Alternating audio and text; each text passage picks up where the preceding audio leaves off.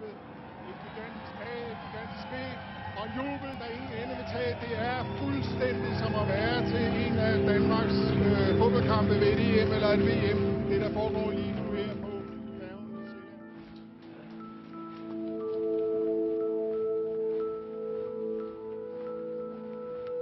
Anders Fogh Rasmussen bliver statsminister 2 måneder efter terrorangrebet på World Trade Center.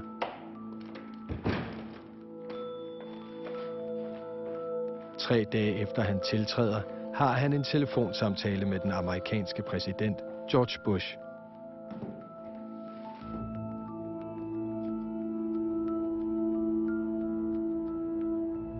Every nation in every region now has a decision to make. Either you are with us, or you are with the terrorists.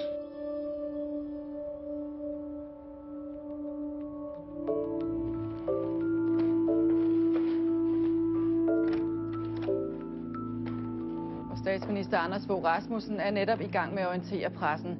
Vi har vores reporter Camilla Thorning på Christiansborg lige nu, og Camilla, er der fortsat politisk opbakning til at sende danske jægersoldater til Afghanistan? Ja, det tror vi bestemt er. Vi prøver nu lige at høre, hvad Anders Fogh Rasmussen siger. Hvilke opgaver forestiller du, der specialstyrkerne skal løse i Afghanistan? Altså, amerikanerne har over for os understreget den humanitære karakter af de danske styrkers rolle i Afghanistan.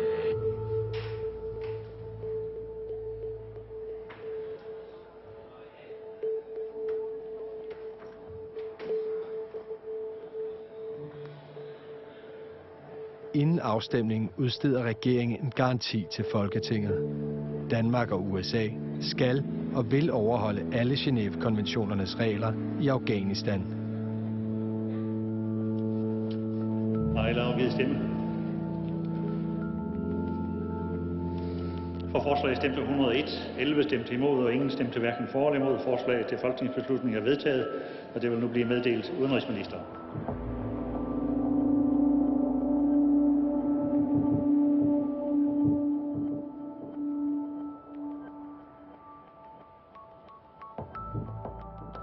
USA er udpeget som fjende af alverdens terrorgrupper. Og det er ikke tilfældigt. For USA repræsenterer alt det, som religiøse fanatikere og herskesyge tyranner frygter og foragter.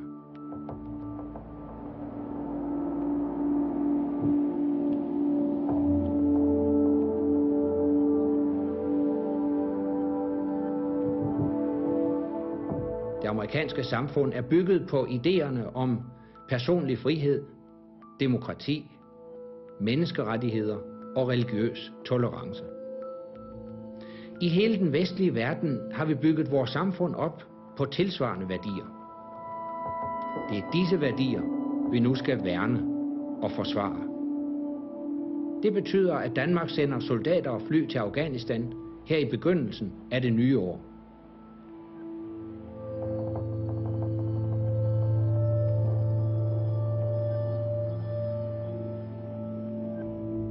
Jeg er stolt over, at Danmark kan yde en indsats. Og til jer, der skal afsted, siger jeg, vi tænker på jer.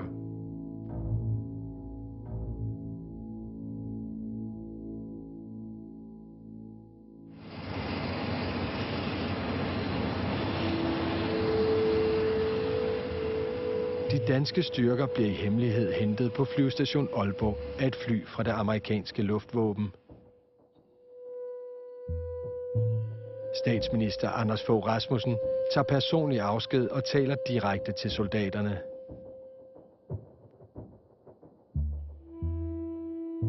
En vigtig del af soldaternes ordre holdes hemmelig for Folketinget.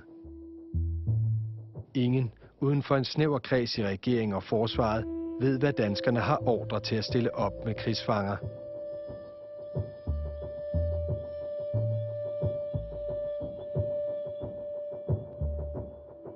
Nu gælder det. Nu er det ikke bare en øvelse, nu kan det blive virkelighed. Og det skal vi nok, og jeg selv også være klar til, når vi kommer derned. Men der er en vis spænding og uro i kroppen, og hvis ikke der var det, så skulle jeg ikke være, hvor jeg var nu.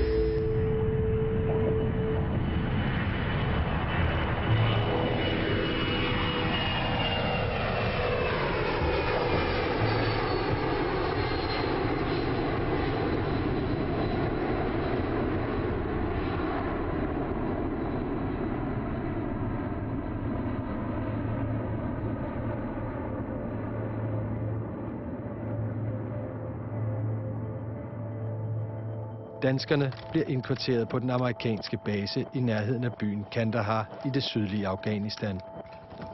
Her skal de operere tæt sammen med amerikanske eliteenheder. Enheder, der allerede er indsat i jagten på al-Qaida og Taliban.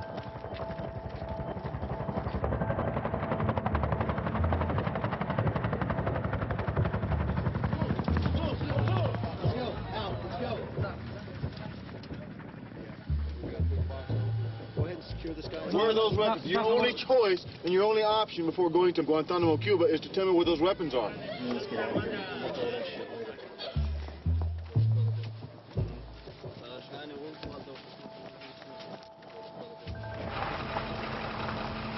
På basen i Kandahar holder USA flere hundrede fanger indespærret.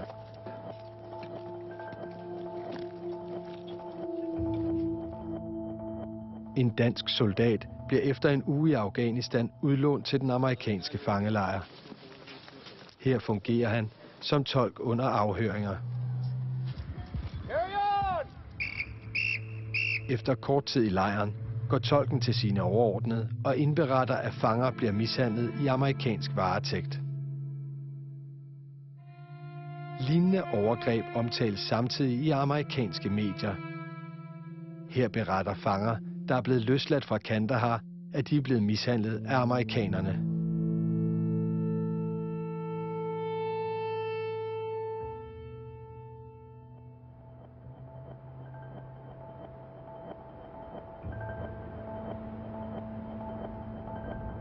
Mens den danske tolk arbejder i lejren, bliver fangerne løbende sat på transportfly og fløjet ud af Afghanistan.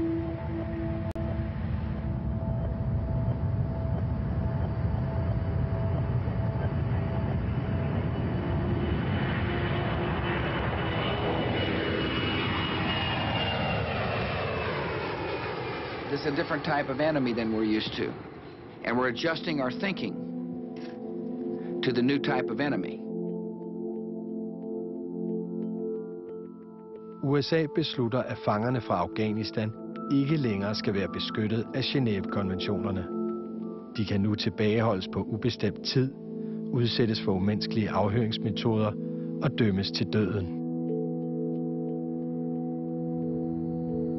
The President has, as you know, now determined that the Geneva Convention does not apply to the conflict with al-Qaeda, whether in Afghanistan or elsewhere. He also determined that under the Geneva Convention, Taliban detainees do not meet the criteria for prisoner of war status.